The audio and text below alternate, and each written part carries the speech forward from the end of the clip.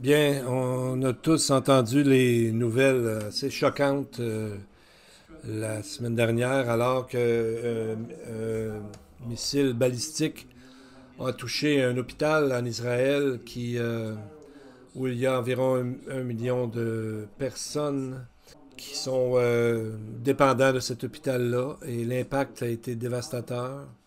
Il y a des endroits qui ont complètement été réduits en débris et en flammes, même des gens bien loin de cet hôpital, de l'explosion, ont été jetés par terre par la force de l'explosion.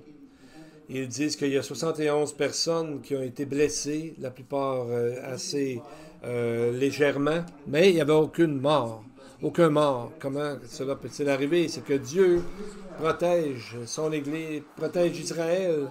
La nation est vraiment sous le regard de Dieu, ce qui fait que c'est vraiment des miracles, tout ce qui se passe. Et en plus, ce qui est fort, c'est que c'est arrivé à une date qui est pleine de signification dans la Bible. C'est arrivé le 23e jour du mois de Sivan. Selon le calendrier hébraïque, c'est la journée même où que Esther 8-9 nous dit que c'était une source de délivrance, alors que le roi leur a dit qu'il pouvait se défendre contre les gens qui voulaient les faire disparaître. Et c'est parce qu'il y avait eu un homme qui s'appelait Haman qui avait comploté de annihiler tous les Juifs à travers l'Empire perse.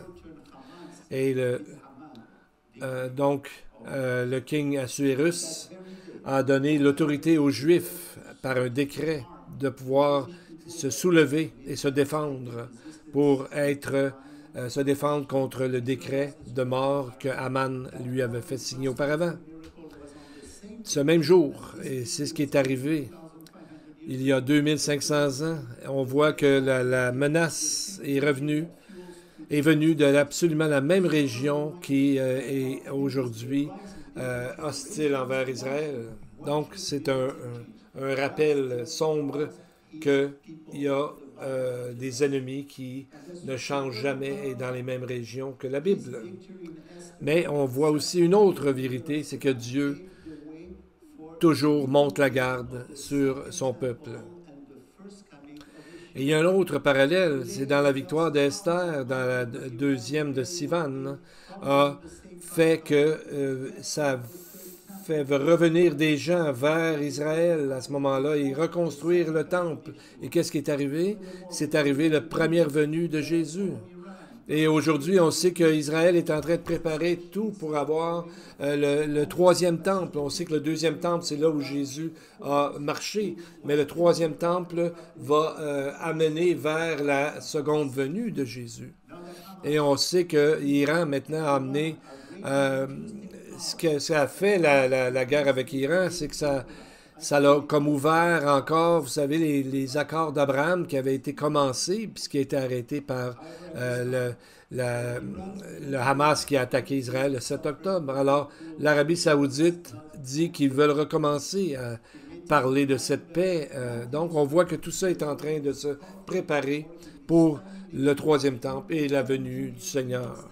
Imaginez-vous, c'est que l'Iran est 90 millions de gens et ils sont en haine contre Israël, qui est environ 10 millions de gens. Donc, c'est vraiment, comme Sharon a dit, Israël est très, très petit. Par contre, Dieu est toujours en train de la défendre malgré tout.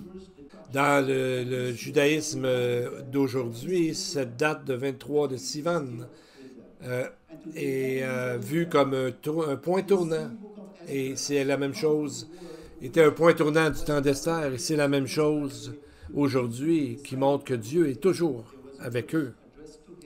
Donc, on sait que qu'est-ce qui est arrivé à Haman lorsque sa femme lui a dit que sa volonté de détruire le peuple était de la folie. Et ses propres amis et sa propre femme lui a dit cet avertissement, Esther 6.13.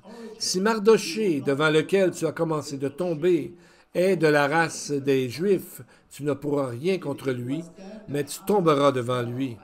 Et c'est à ce moment-là que Haman est tombé de haut. Aujourd'hui, dans la langue perse moderne, le farsi, le mot Aman veut dire la même chose dans la langue perse d'aujourd'hui. Et c'est souvent utilisé pour faire référence à quelque chose qui a déjà été mentionné ou pour montrer c'est la même identité ou le même genre d'événement ou de personne. Donc on voit que la haine perpétuelle qu'il y avait à ce moment-là dans la Bible et dont Aman était un des figures prépondérantes est toujours vrai aujourd'hui. Donc on voit que l'important, c'est de se tourner vers Dieu, qu'on soit iranien ou n'importe qui de l'ennemi. Dieu accepte les ennemis s'ils se repentent et confessent leurs péchés, se tournent vers Dieu.